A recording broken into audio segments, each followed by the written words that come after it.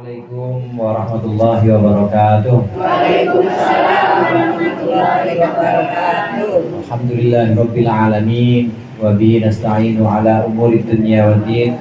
Wassalatu wassalamu ala asyrafil mursalin sayyidina wa maulana Muhammadin wa ala alihi ashabihi ajma'in. Amma ba'd.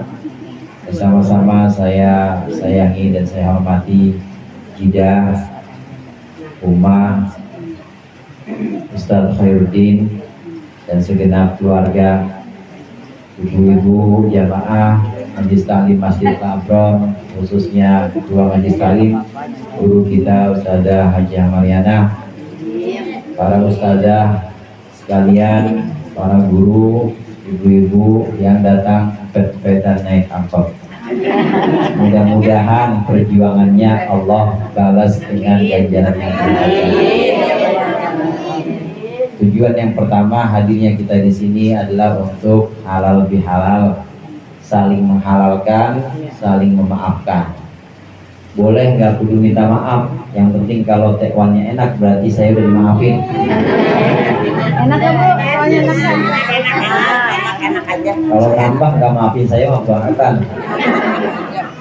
Berarti insya Allah sudah dimaafkan, dan insya Allah ibu-ibu juga sudah kami maafkan. Mewakili Jidah dan juga Ustaz Heru, insya Allah sudah kami maafkan. Kalau ada kekeliruan di antara kita, mudah-mudahan momentum Idul Fitri ini menjadikan kita orang-orang yang kayaumi waladatu ummuh, seperti bayi yang baru dilahirkan ibunya. Hanya saja bayi yang dilahirkan ibunya itu artinya masih nol, Bu. Masih nol. Jadi kalau pengen ibadah, dia kudu ada ilmunya juga, yang namanya bayi. Ada yang ngajarin ngomong, ada yang ngajarin jalan. Bagaimana cara kita menambahkan ilmu, menambahkan pelajaran-pelajaran itu?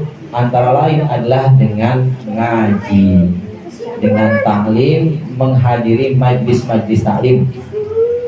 Pokoknya sampai kiamat kurang 2 hari jangan berhenti ngaji. Sampai kiamat kurang 2 hari jangan berhenti ngaji. Istirahat dulu 2 hari. Iya, istirahatnya mau siap-siap nih 2 hari itu nggak ngaji. Ternyata udah mau titik. Kalau mau titik kamu koma maksudnya. Istirahat. Nah, kiamat ini ada 2 macam. Ada kiamat sugro, ada kiamat kubro. Mungkin yang dimaksud di sini, yang dimaksud lagi sebelum kiamat kurang 2 hari, itu kiamatnya kita masing-masing. Kan kita punya kiamat masing-masing, yaitu kiamat sugro. Kalau kiamat kubro, insya Allah kita mah nggak ngalamin. Karena seburuk-buruknya umat, seburuk-buruknya orang itu adalah orang yang mengalami kiamat kubro. Itu bintang pada jatuh, kemudian bumi ini belah, gempa, lautan tumpah, sama unsyaqqat. Itu semuanya digambarkan dalam Al-Quran. Demikian kacau, demikian chaos, semuanya tidak beraturan, semuanya sudah keluar dari tata aturan yang memang Allah tetapkan, keluar dari ketetapan-ketetapan Allah yang sudah Allah ukur selama ribuan tahun. Ini hancur semuanya. Itu hanya dialami oleh umat-umat terburuk nanti. Kalau jamaah Majelis Taklim Masjid Al-Abrar, ibu-ibu mah insya Allah enggak. Jadi kiamat kurang 2 hari maksudnya kiamat sugro kita masing-masing. Jangan berhenti ngaji sampai kiamat sugro kita masing-masing, yaitu sampai benar-benar kita nggak bisa ngaji. Artinya orang kalau udah nggak mau ngaji, ya berarti bentar lagi kiamat. Bentar lagi kiamat berarti. Tapi insya Allah Allah berikan kita usia yang panjang untuk taat kepada Allah, dan juga untuk ngaji, untuk terus taklim, untuk memperkaya dan juga melengkapi diri kita yang kembali dari nol lagi ini. Ini yang pertama yang ingin saya sampaikan. Kemudian yang kedua, dalam rangka maaf-memaafkan atau halal bihalal, meminta maaf. Kalau di bulan Ramadan dosa-dosa kita itu insya Allah sudah Allah ampuni dengan ibadah-ibadah. dari sholat ke sholat, maka sholat berikutnya itu menghapus dosa di antara dua sholat sebelumnya. Sholat maghrib ke sholat isya, maka sholat isya menghapus dosa antara maghrib dengan isya. Ketemu lagi ibu sholat subuh, maka sholat subuh itu menjadi penghapus dosa yang terjadi antara isya dengan subuh. Ketemu lagi sholat zuhur, daripada sholat zuhur belum tadi? Oke ya, mampir di rest area. Sholat di rumah. Nanti ketemu sholat asar, maka sholat asar jadi penghapus dosa antara zuhur dengan asar. Itu di bulan-bulan di luar Ramadan, bulan-bulan yang bukan bulan puasa. Apalagi di bulan Ramadan. Tadarus kita dari tadarus ke tadarus, ini bacaan yang berikutnya menjadi penghapus antara dua bacaan, dosa-dosa yang terjadi antara dua bacaan atau dua majelis, dua dudukan yang pernah ibu baca buat tadarus. Demikian seterusnya segenap ibadah ini menjadi penghapus atau kafarah, penghapus dosa-dosa kita. Ini dosa yang hubungannya dengan Allah atau haqqullah. Adapun dosa yang hubungannya dengan manusia, maka harus minta maaf. Dan orang yang dizolimi juga harus memaafkan. Kalau itu terkait dengan sebuah kerugian yang sifatnya material, kerugian yang sifatnya itu bendawi, hartawi, maka harus bayar juga. Kalau yang dirugikan ini menuntut bayar. Jadi kalau utang mah nggak bisa dibayar dengan maaf-maafan. Kalau belum dibebaskan oleh yang memberikan hutang. Ini terkait dengan kerugian material atau kerugian yang sifatnya harta benda, maka ini harus dikembalikan kalau memang dituntut oleh orang yang terzolimi. Momentum Idul Fitri, kesempatan Idul Fitri ini, kalau Ramadan buat menghapus dosa-dosa kita yang hubungannya haqqullah, dosa kepada Allah, maka halal bihalal, maaf memaafkan, ini adalah untuk menghapuskan dosa antar sesama kita. Minta maaf atau saling memaafkan, maka ini ada dalam acara halal bihalal ini. Ini yang kedua. Kemudian yang ketiga, karena yang kumpul di sini anak muda semua, jadi saya cerita tentang mati. Anak muda mau bahasa cinta ya. Ini ceritanya tentang cerita mati. Mengingatkan, memang mengingatkan kematian itu harus sesering mungkin, minimal sehari 5 kali Bu. Minimal ingat mati sehari 5 kali.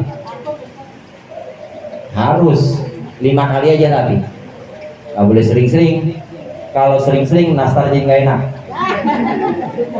Nggak enak tuh, bir peletok jadi nggak enak, jadi stres. Terus 5 kali itu kapan? Waktu sholat. Waktu kita sholat, Allahu Akbar, saya kecil banget, Allah Maha Besar. Lihatin tanah, lihatin tempat sujud. Itu tempat sujud yang nanti bakal ngejepit kita. Dihayati, turun ruku, Allahu Akbar sambil dihayati. Lihat lagi tempat sujud. Itu nanti yang bakal ngerangkul kita. Tahu rangkulannya rangkulan gedek apa rangkulan kanan? Rangkulannya rangkulan sebel sama kita. Ya kenapa sebel? Ya orang kita kencingin mulu. Tapi ibu kencing kemana? Ke tanah apa ke langit Bu? Tanah. Buang udah kemana? Tanah. Buang sampah kemana? Tanah semuanya. Kata tanah, ini yang tukang kencingin gua nih, yang tukang buang ludah nih. Kalau buang ludah gua nih, gua jepit ntar nih, kata tanah. Jadi kita ingat mati itu dalam sholat sambil melihat tempat sujud, artinya melihat tanah. Entar tanah bisa-bisa dendam sama kita buat orang yang kagak sholat. Tapi kalau orang yang tiap hari sholat, apalagi jamaah labror, ya sholatnya mah kalau belum sholat mah belum batal. Pasti itu rajin-rajin, pokoknya belum sholat belum batal pasti jamaah labror mah. Itu untuk orang-orang yang sholat, maka tanah seperti ibu yang memeluk anaknya yang udah lama nggak pulang-pulang. Kalau ibu meluk anaknya karena kangen, karena udah lama nggak pulang-pulang, kira-kira nyekek apa enggak tuh ibu? Rangkul. Ngerangkul mesra apa ngerangkul dendam? Mesra pasti. Demikian juga untuk orang-orang yang sholat, yang setiap hari 5 kali ingat mati, maka dia akan dirindukan oleh tanah. Ini yang dulu sering cium saya. Cium bu, kalau sujud tanah. Cium kalau sujud, kalau lagi sholat. Kalau dua sholat mah jangan. Ya jangan di luar sholat. Ya dapat ada yang bayar kontrakan tak tahu sujud. Jangan, aku udah sholat. Karena ngaji di mana ini tak tahu sujud. Nggak sholat, nggak wudhu, nggak takbiratul ihramnya. Tetap dalam sholat. Nah, mengingatkan kematian ini penting. Satu syair, seorang penyair menyebutkan sahi syamir wala tazal dzakirul maut kifa nisyanuhu dolalum mubinu. Bersiap-siaplah, bersiap-siaplah, sing-singkan lengan bajumu, kencangkan ikat pinggangmu, karena sesungguhnya mengingat mati itu sangat penting. Jangan berhenti mengingat mati, karena mengingat kematian itu adalah tanda-tanda kesesatan. Orang yang pada korupsi, yang pada nganiaya orang lain, kasar sama tetangga, sombong sama orang miskin dan orang lemah, ini biasanya lupa sama mati nih orang lain. Dia nggak tahu besok kalau dia mati yang gotong bukan dia sendiri.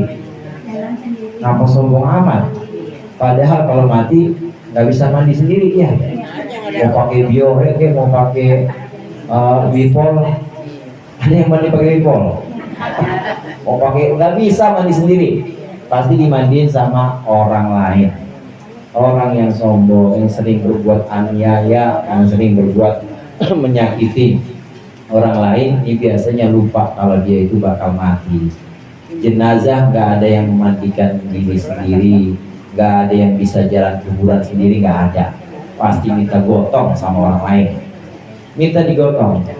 Orang kalau udah meninggal, kalau sudah berbaring, sudah dikapanin, sudah dimandiin, tetap itu buat ke tempat sholat digotong pasti. Ibu sodok-sodok pakai stick golf juga nggak bakal jalan dia. Tetap aja ibu sodok-sodok, tetap aja dia nggak bakal bisa jalan sendiri. Lalu siapa yang mengurusi? Yang mengurusi ya orang hidup, ya tetangganya, ya kerabatnya, dan juga keluarganya. Mengingat mati ini mengantarkan kita untuk tawadhu, mengantarkan kita untuk merendah kepada Allah, bahwa kita ini hamba, dan juga untuk rendah hati kepada sesama, bahwa kita ini pasti butuh. Cari dah ustadz yang paling ustadz, pasti dia kalau meninggal jadi gotong juga, nggak ada yang jalan sendiri. Nggak ada yang jalan sendiri, pasti minta gotong. Pakai bajunya dipakein, dipakein. Nggak ada yang pakai baju sendiri, digotong juga, digotong sama orang. Ini mengingat kematian ini penting, tapi tadi jangan sering-sering, karena kalau sering-sering es cendol jadi nggak enak, semangka jadi pahit rasanya. 5 kali aja. Apalagi buat pengantin baru, jangan. Ada pengantin baru sini?